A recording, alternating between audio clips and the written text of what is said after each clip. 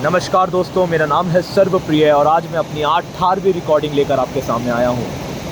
आज 15 अगस्त 2022 के इस शुभ अवसर पे आज़ादी से बेहतर विषय हमारे पास और कोई हो नहीं सकता। आज़ादी एक ऐसा मूल्यवान शब्द जिसकी कीमत उन शहीदों से बेहतर कोई नहीं समझता था जिन्होंने अपने सर कलम कर दिए हमें आज़ाद करने के लिए, इस मुल्क को आज़ाद करने के लिए। दोस्तों, आज़ादी किसको नहीं चाहिए? क्या बहती हुई नदियों को आज़ादी नहीं चाहिए? क्या विशाल पर्वतों को आज़ादी नहीं चाहिए? क्या समुद्र की लहरों को आज़ादी नहीं चाहिए? क्या उड़ते हुए पंछियों को आज़ादी नहीं चाहिए? क्या जंगल के शेरों को आज़ादी नहीं चाहिए? तमाम जंगली जानवरों को आज़ादी नहीं चाहिए? आज़ादी किसको नहीं चाहिए? क्या इन वृक्षों को आज़ादी नहीं चाहिए? दोस्तों, विद्यालयों में पढ़ने वाले सभी विद्यार्थियों को भी अपने अध्यापकों से आज़ादी चाहिए।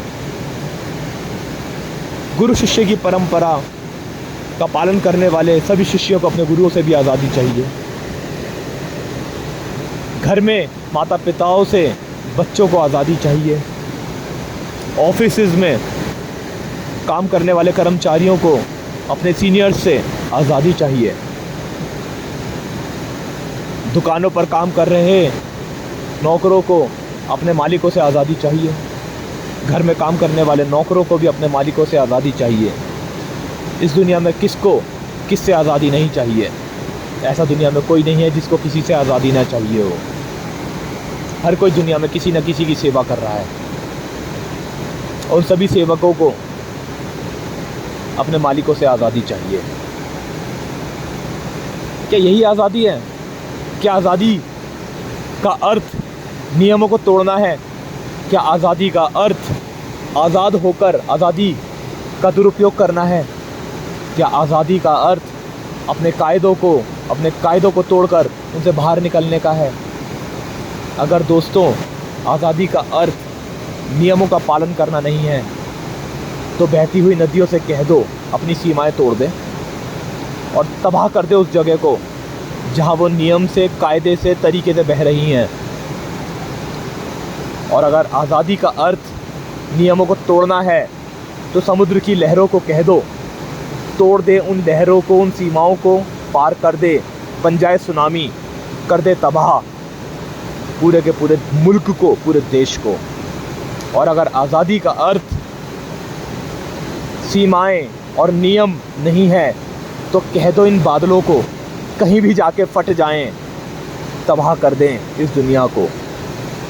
और अगर आज़ादी का अर्थ वाकई में सिद्धांतों और नियमों का पालन करना नहीं है तो दोस्तों कह दो इन पर्वतों को कहीं भी जाकर खिसक जाएं, फिसल जाएं, टूट जाएं, तबाह कर दे आसपास की सभी जगहों को।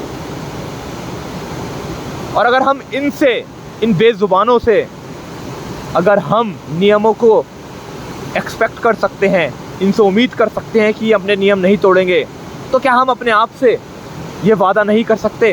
क्या अपने आप से ये उम्मीद नहीं कर सकते कि हमें भी नियमों में रहना है, कायदे में चलना है, सिद्धांतों का पालन करना है? और अगर इन सिद्धांतों का हमें पालन करना है तो कहाँ है ये सिद्धांत?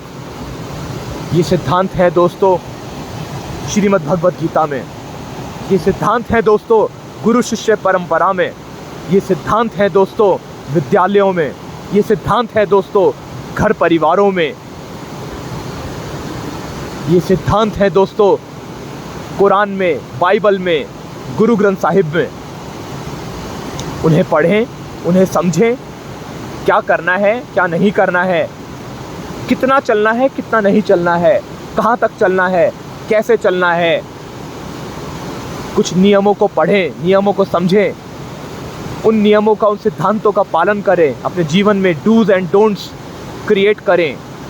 फ्लेक्सिबिलिटी ना रखकर स्थिर बने, अपने मन पर नियंत्रण करना सीखें, अपने मन पर काबू करना सीखें। आज़ादी से ज़्यादा बेहतर इस दुनिया में कुछ नहीं दोस्तों। लेकिन आज़ाद वो नदियाँ भी हैं जो कायदे से बह रही हैं, आज़ाद वो समुद्र भी हैं जो नियमों का पालन करके सुंदर लहरें बना रहे हैं। आज़ाद ये ऊंचे पर्वत, विशाल पर्वत भी हैं जो स्थिर होकर खड़े हैं।